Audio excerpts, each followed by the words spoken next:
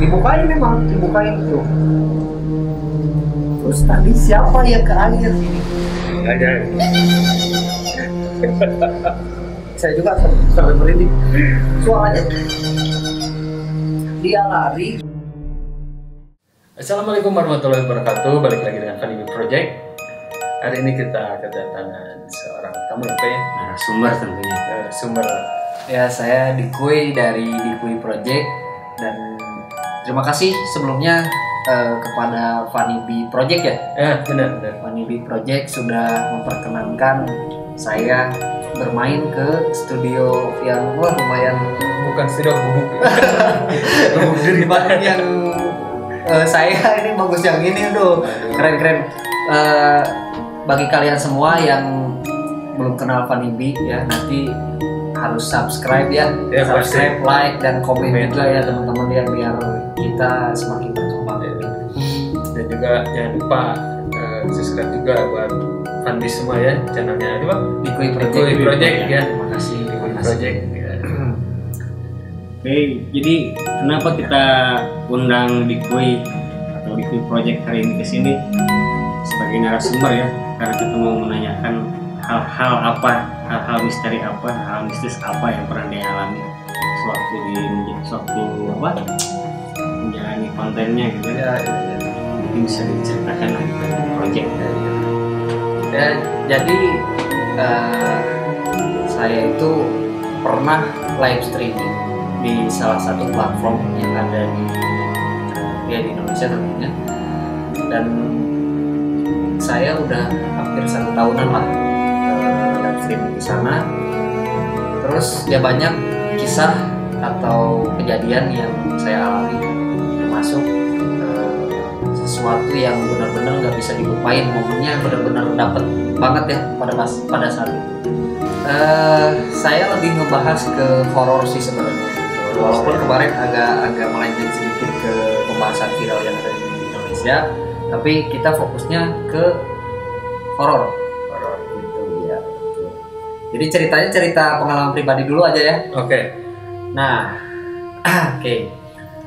Oke. Jangan tegang ya. tenang. Jadi pengalaman pribadi saya sekitar tahun 2007-an. Lama ya? Udah lama.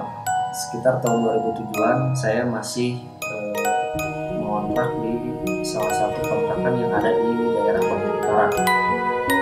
Nah, kejadiannya itu berulang kali.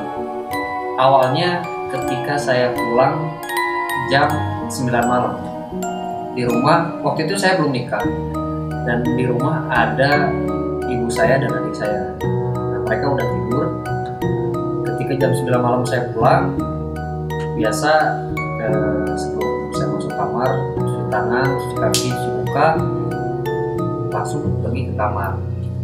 Nah, pas saya masuk ke kamar, tiba-tiba di dapur itu, jadi gambarannya kamar saya tuh berhadapan dengan ruang tamu.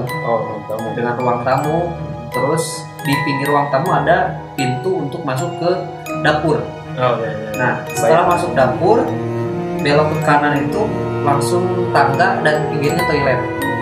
Nah, ada suara di daerah dapur.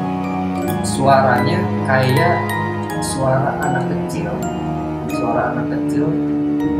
lebih kayak ke jenis-jenisnya kayak suara tikus gitu lah, tapi kedengerannya aneh lah gitu, kayak anak kecil tapi Suara tikus. kayak suara tikus gitu. Suaranya nggak lazim lah gitu. Iya. Jadi nggak terlalu jelas lah. Nah, saya nggak lama dari masuk kamar itu langsung saya cari kan sumber suaranya di mana. Nah, pas saya masuk ke dapur, nggak ada apa-apa di sana, Kang. Nggak ada apa-apa, dan saya lihat ke tangga juga nggak ada apa-apa. Nah, saya balik lagi ke kamar. Saya tidur. Singkat cerita, sekitar jam 2 malam. Setelah kejadian ada suara itu, jam 2 malam saya kebangun untuk pipis lah ya gitu. Kebangun pengen pipis, saya ke kamar mandi. Pas di kamar mandi, ada yang mengetuk-ngetuk pintu kamar mandi. Suaranya ya kayak orang ngetuk pintu aja, kayak gimana. Saya anggap waktu itu ibu atau adik yang mau ke air juga. Nah saya langsung bilang, bentar, ini saya lagi di ada saya kagok gitu kan. Bentar, ada orang di dalam. Pas saya udah pipis, buka pintu, pas dibuka nggak ada siapa-siapa, dan saya lihat ke kamar itu ibu dan adik saya masih tidur pulas. Nah di situ mulai keluar rasa curiga, itu siapa yang ngetok. Nah saya nggak langsung tidur lagi, saya langsung nyalain TV karena memang kepikiran kan siapa yang ngetok tadi, penasaran gitu. Nah saya malah jadi nggak bisa tidur, saya nonton TV. Sebentar ada yang jalan kaki, suara langkah kaki di daerah dapur. Suaranya kayak yang naik ke tangga, ke atas gitu ya, naik ke atas dari bawah terus naik ke atas. Nah saya kaget dong, itu siapa gitu. Sedangkan ayah saya kerja di luar kota, mana mungkin ayah saya tiba-tiba ada di dalam rumah tanpa membuka pintu. Nah saya langsung ke dapur, saya langsung lihat, saya intip karena saya juga udah ngerasa takut ya di situ. Saya intip ada kaki di tangga bagian atas, jadi badannya nggak kelihatan. Kaki itu pas saya lihat lagi naik. Oh, kelihatan kakinya doang. Kelihatan kakinya doang. Nah, pas saya beraniin diri, saya kejar, saya lihat, ternyata nggak ada apa-apa. Karena memang si tangganya itu setelah tangga langsung pintu untuk jemur. Jadi nggak ada pelataran lagi. Gitu. Nah, di situ mulai panik, saya bangun ibu saya, dan saya bilang ada kaki, terus ada yang di tangga. Saya sambil mungkin mau sholat malam mungkin ya, dia bangun dan saya langsung tidur. Singkat cerita, kejadian itu udahlah saya lupain ya. Besoknya lagi saya pulang jam 10:30 malam pada saat itu. Jadi rumah saya itu di dalam gang, Pak. Dalam gang, dan di pinggirnya itu ada masjid. Jadi kehalangin sama satu rumah baru masjid.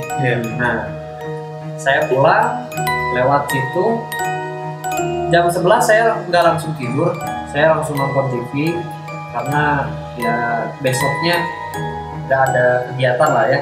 Jadi saya nonton TV langsung.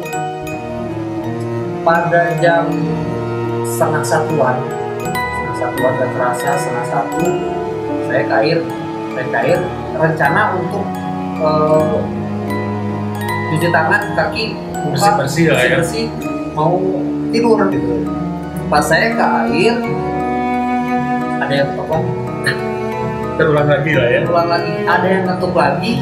Itu ketukannya saya ingat itu 3 kali.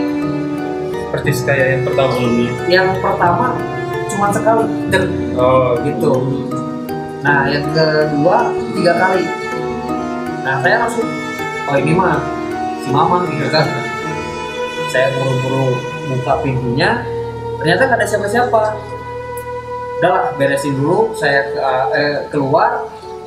Pas keluar saya kaget, jadi si pintu kamar mandi, kan ini pintu kamar mandi, nah ini dapur, nah ini tangga nih. Nah, si sosoknya itu ada di ujung dapur. Jadi sebelum keluar dapur ya, sebelum keluar dapur atau kamar mandi itu ada sosok itu. Jadi sempat terlihat jelas.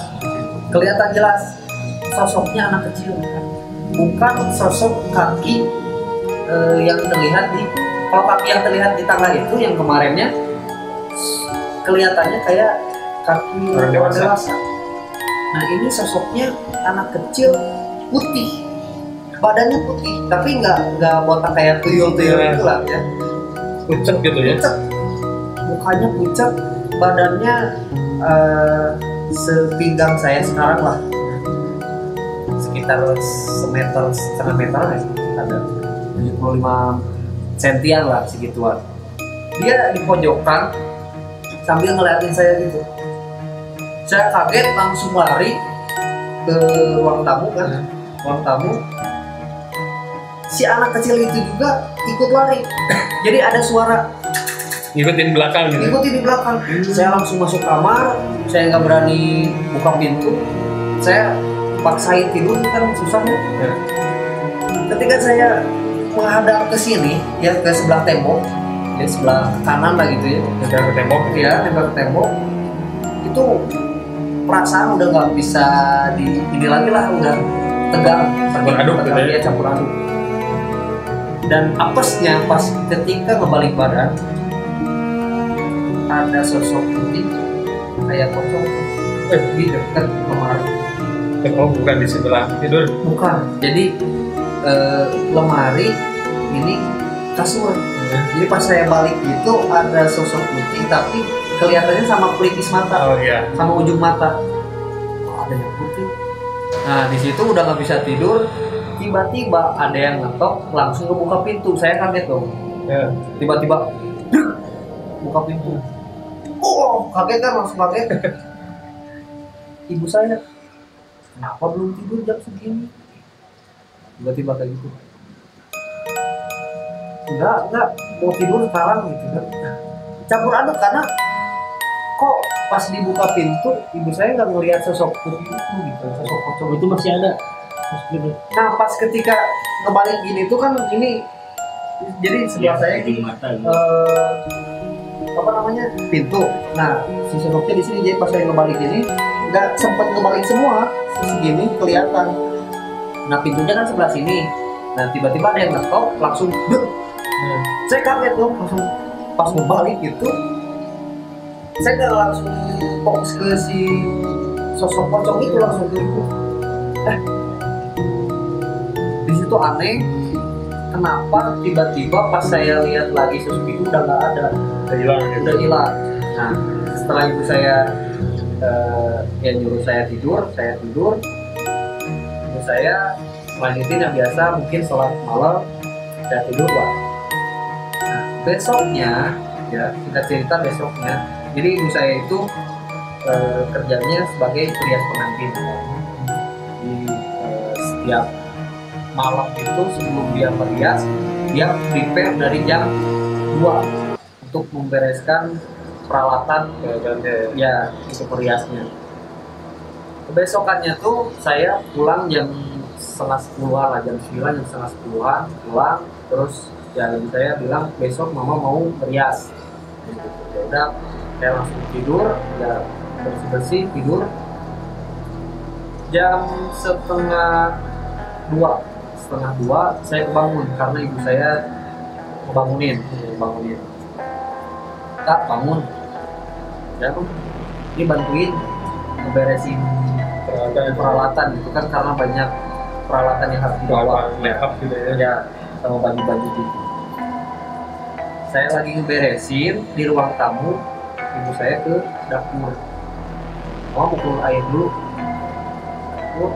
Saya lagi beresin, pokoknya saya lagi fokus ngeberesin, tiba-tiba ada yang nempel. Saya kaget tuh, semua balik, ternyata ibu saya. Yang napuk itu ibu saya, makanya saya langsung, yang tadi nepuk siapa? Yang tadi ke kamar mandi siapa? Pak, kenapa ada di sini? Ya kan mama lagi beresin itu di kamar. Tuh, dibukain memang, dibukain tuh. Terus tadi siapa yang ke air? Saya nggak bilang ya, saya nggak bilang. Pada saat itu saya nggak bilang. Saya langsung diem, langsung duduk di kursi. Udah sama mama aja. Tiba-tiba kayak gitu. Kan awal tadi mama nyuruh bantuin, tapi tiba-tiba udah sama mama aja. Udah tidur lagi aja. Nah, yang ngebangunin siapa kan? Nah, itu belum seberapa. pas itu saya pergi setengah empatan ya setengah 4 pagi setelah beres-beres, terus ibu saya pergi, saya tidur lah. Yang sebelum ibu saya pergi, saya ke kamar kan. Ibu saya pergi, kak tidur, kak saya pergi, ibu pergi, ya mah, saya udah di kamar, saya tidur. Besokannya kan udah nggak ada siapa-siapa nih, udah nggak ada siapa-siapa, saya bangun jam setengah 3-an sore. Nah, itu udah sepi, adik saya main. Nah, kejadian yang jalan kaki lagi ada pas ketika saya bangun. Tapi saya udah ngerasa, udahlah itu mah yang kemarin gitu kan, yang jalan kemarin. Saya udah terbiasa ya, udah menghiraukan. Langsung gak lama dari situ saya ke air, cuci muka, udah tidak menghiraukan ada yang jalan lagi di tangga. Saya langsung cuci muka ya kan, cuci muka, saya langsung keluar. Nah, malamnya ibu saya tuh pulang jam 9. Saya pulang jam 9. Saya izin setelah ibu saya pulang kan, karena adik saya nggak ada yang jaga. Setelah ibu saya pulang, saya pergi jam 9 malam. Saya pergi main nongkrong sama teman-teman, pulang jam setengah 1. Pulang jam setengah 1. Biasa saya ke air dulu, terus ke kamar. Nih, ini kejadiannya yang benar-benar ekstrim. Nggak bisa dilupain kan, ekstrim. Oh, buat Fandis, maaf keganggu kalau suaranya agak jelas soalnya kebetulan di studio sekarang lagi hujan, belum diretak semua ruangannya. Oke, lanjutkan Cika. Nah, setelah saya masuk ke kamar ya, udah cuci tangan, udah bersih-bersih, saya masuk ke kamar. Tiba-tiba ngerasa saya pengen pipis. Padahal udah bersih-bersih, ya kalau lihat kan langsung pipis aja di situ. Nah, pengen pipis, saya ke air, terus itu agak mulus ya kan, pengen ini BAB. Saya mau BAB, jadi kamar mandi saya tuh atasnya kayak gini nih, jadi langsung ventilasi, jadi depan si toilet itu langsung ventilasi keluar. Nah, kan rumah saya di sampingnya rumah, terus masjid kan. Nah, gak lama ada yang ketok-ketok, tapi nggak ada orangnya, ada yang ketok-ketok kaca, cek cek cek cek. Oh, dari luar rumah. Dari luar rumah, cek cek cek cek. Siapa gitu kan? Saya sambil santai aja sambil ngerokok kan. Nah, udah beres, tiba-tiba ada yang nongol kepala. Apa itu ngintip? Ada yang nongol kepala ngintip.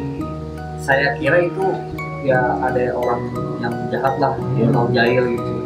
Saya mau apa gitu kan. Terus tiba-tiba dia sembunyi lagi. Nah, nggak begitu lama saya mau ke pintu, tiba-tiba ada suara gitu di belakang. Saya otomatis ngebalik ke belakang kan, woi gitu. Gak ada siapa-siapa. Pas ngeliat ke kaca lagi, itu muka jelas, sama kejadiannya kayak di Kampung Gajah yang nanti saya bakal ceritain juga. Ada muka di tengah-tengah si ventilasi itu, padahal di tengah-tengah itu tidak ada tempat untuk berpijak orang. Jadi tingginya sekitar 2 meteran kan kalau ventilasi normalnya kan, nggak akan bisa. Nah, saya kaget ada kepala orang, tapi dia nggak langsung menatap saya gini. Jadi kayak tatapan kosong gitu. Iya. Saya langsung bikin, langsung saya ambil air, langsung siram. Dia nggak gerak, malah si matanya tambah gede, terus ininya ada uratnya. Jadi matanya tuh tambah gede. Pas begitu saya siram tuh matanya tambah gede, merah, ininya ada urat-urat kayak darah gitu. Saya di situ langsung keluar rumah, saya kejar, buka pintunya. Ya niatnya untuk nyari tahu itu siapa gitu kan. keluar, si sosoknya itu kayak kepala, kayak kalau di tempat-tempat kayak Kalimantan sebutnya kuyang. Oh, kuyang ya. Tapi ini cowok Kepala doang. kepala doang, jadi kelihatan si urat ya apa? Dalamannya Nah, kelihatan. dalamannya tapi nggak ada Usus nggak ada, cuma ininya aja. Rombongan doang. Rombongan doang. Woi, kan jadi rumah saya tuh ya karena di gang kan. Jadi pas begitu dia ngelewat gitu tuh udah nggak kelihatan. Saya kejar, dia tuh terbang gitu tuh, terbang. Jadi terbangnya kayak goyang-goyang gitu. Terbang goyang-goyang. Dia masuk ke masjid kan.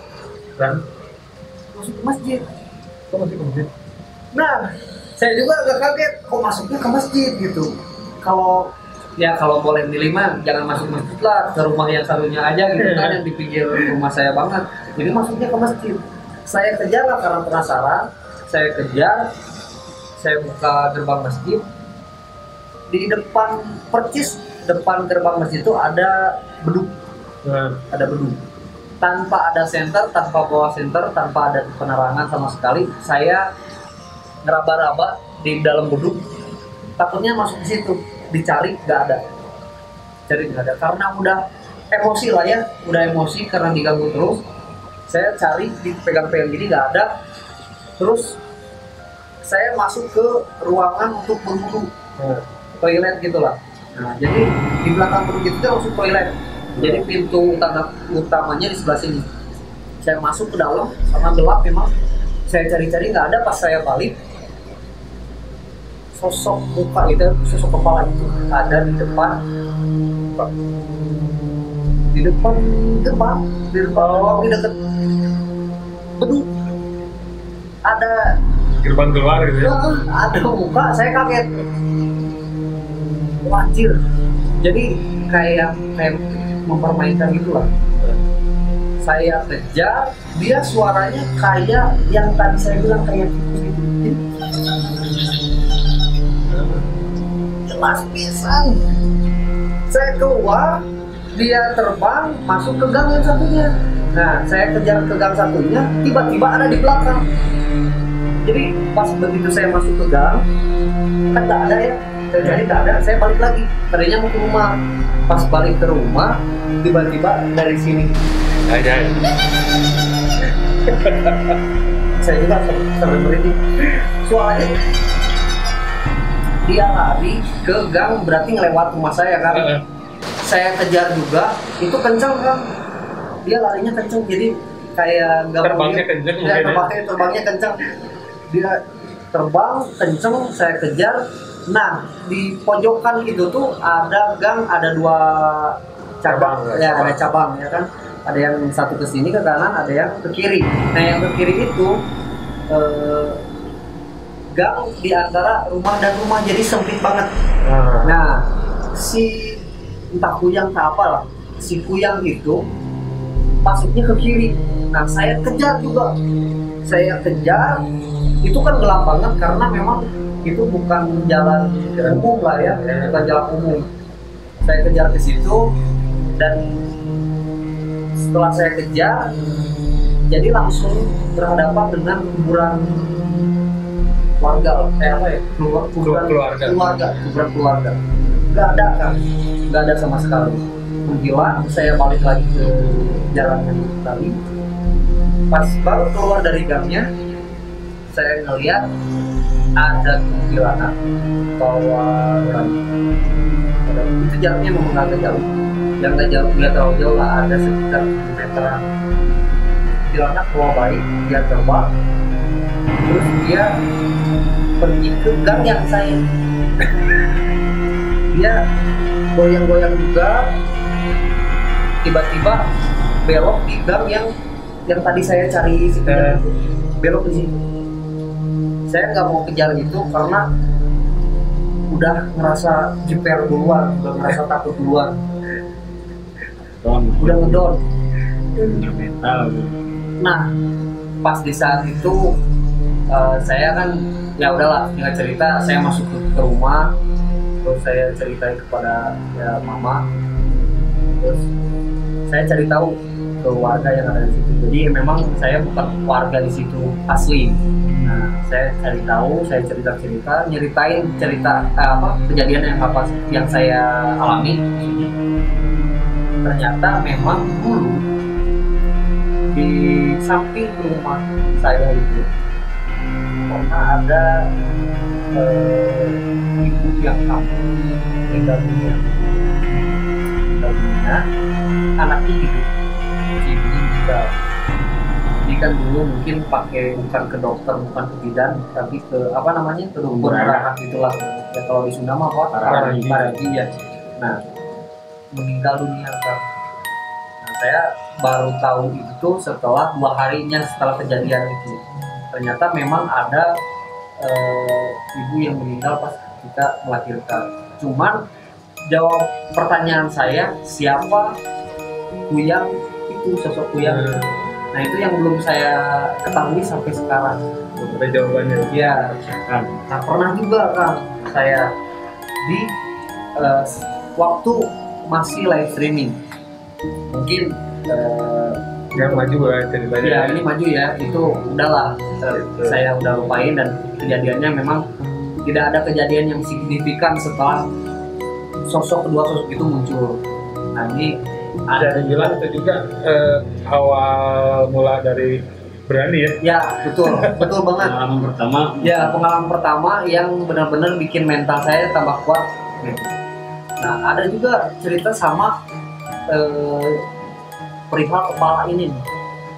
Jadi saya live streaming di salah satu tempat wahana terbengkalai yang ada di Bandung, yaitu Namek ya. Yang banyak bilang itu Namek, tapi kita bilang Kampung Gajah ya. Kampung Gajah. Nah, saya explore di Namek